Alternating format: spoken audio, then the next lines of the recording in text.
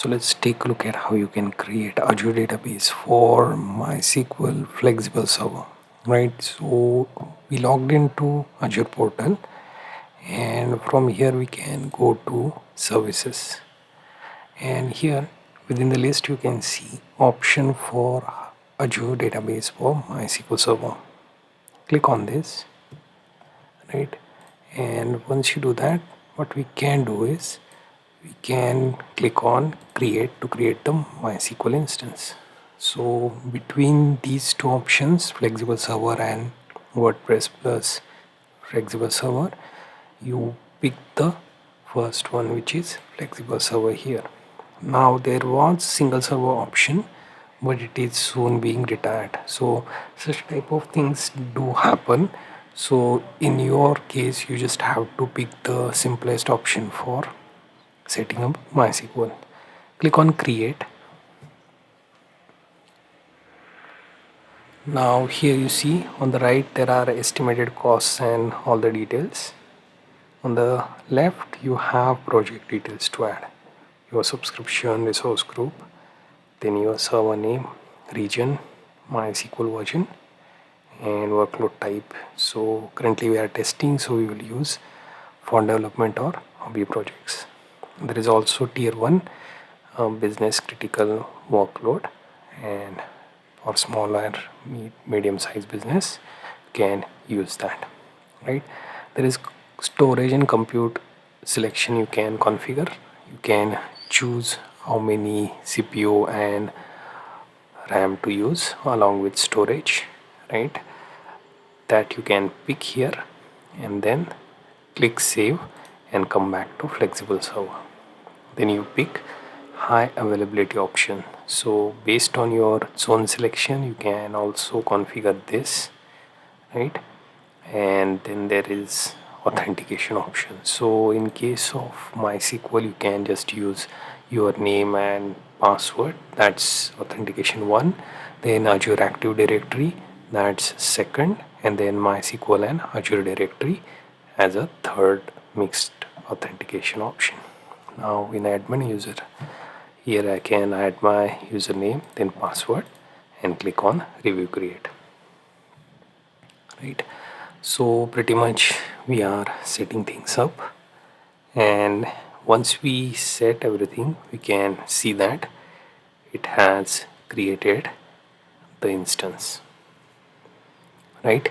Once we have the instance created, we can then find the details of that instance, which can be used to connect tools like dbeaver, MySQL Workbench, or also tools like Azure Data Server, right? So Azure Data Studio that you can connect to would require your server name, then admin login name, and your password, right? So these two details you need. Then you also need networking option for, let's say, your IP address, right? An IP address range. These two things you need. Then you will have to save for networking, right? So that kind of gives you an idea, right? And once you get the idea of how to manage that, you would be able to do the processing like your data and let's see creating table, etc. So we will use Azure Data Studio this time. So we will go and open that, right? So it will open in a background. It is just Visual Studio Code designed specifically for Azure and its cloud databases, right?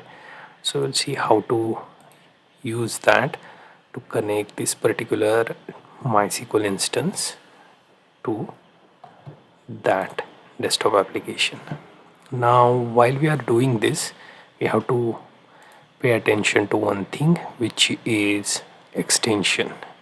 So if you know Visual Studio Code, there is this button on the sidebar for extension. Here just select the MySQL, make sure to install it so that it will be supported within your Azure connection as well. Now click on connections. We already have one connection, we can delete it and start from scratch. So here, to start from scratch, what we will do is we will simply click on new connection. You can clear the list, right, and let's click on browse, then use saved connection if there is any.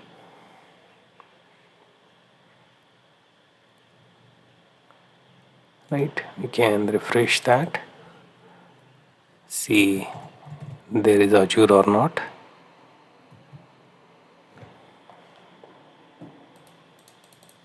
If there isn't, what we can do is we directly move to connection type, then select MySQL out of that, and there you go, we have all the options. Usually if you do find Azure connection here, simply select that and it will search for your account that is connected to Azure Data Studio.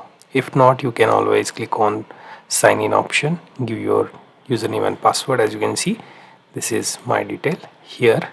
As you can see, there is one instance, so it will try and search for that, and then it will give me that option, right? And once it gets selected up to that point, I can use this particular instance and all the details will be auto filled out for me, right? So I don't need to check for this and this from your page.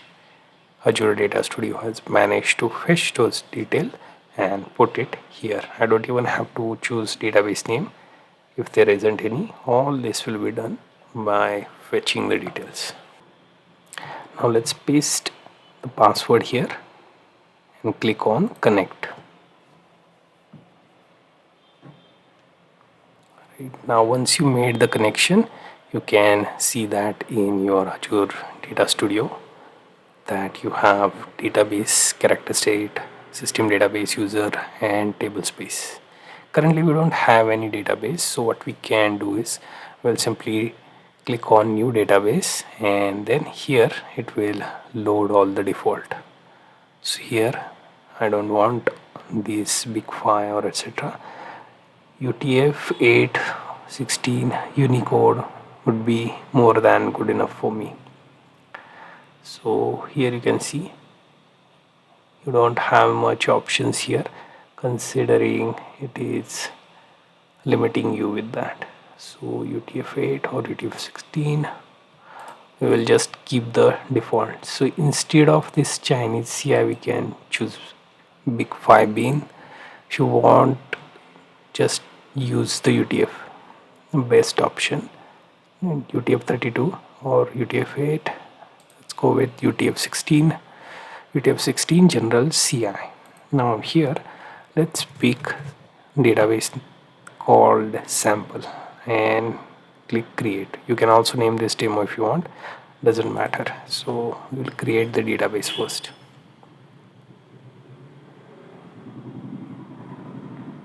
Right, now we can refresh this and that database is added here. Now double click on this so that new instance will be open, and here nothing we have, so we will click on new query. Right, so here if we type in create table, then if we choose employee, right, so here you can see id integer, then auto increment, then primary key, right, and let's say I use name varchar and let's use 255 to add, right. Then we use salary, which is integer, then department as varchar, right. We'll use again 255, right. So id, name, salary and department. So we have like employee table ready. Use semicolon to end the query and run it. If everything is correct, it will show you it was successful. Now what we can do is we can run select all from employee, and we will select this and run this, and it will show you the empty table. Right now I will insert into employee, where let's say ID, name, salary, department. Right, so values we have one,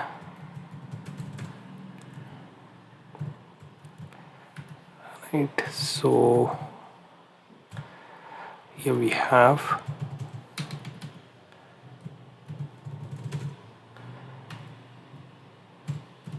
right. So let's select that, run. Next thing, we will add one more entry.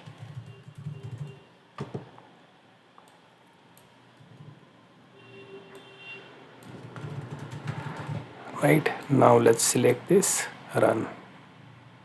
Okay, we have like second entry, so create like 3 or 4 entries. So let's name this one John Doe. Let's add its salary a bit more. Now run this again, we have like third entry. Let's add one final, and we have like 4 rows of data. Right, so let's add that.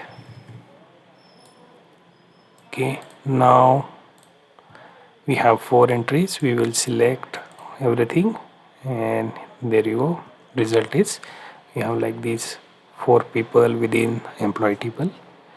Now we can run any other queries, or we can drop database, etc. And all of this we have done from Azure Data Studio. Right, so what we have done so far, we created the database instance on Azure Cloud. Then we managed to connect that database on Azure Data Studio connections. Then we created our table, and we are fetching the details, and we are getting everything there. Right, so everything pretty much worked out in Azure Data Studio, so you may want to explore further.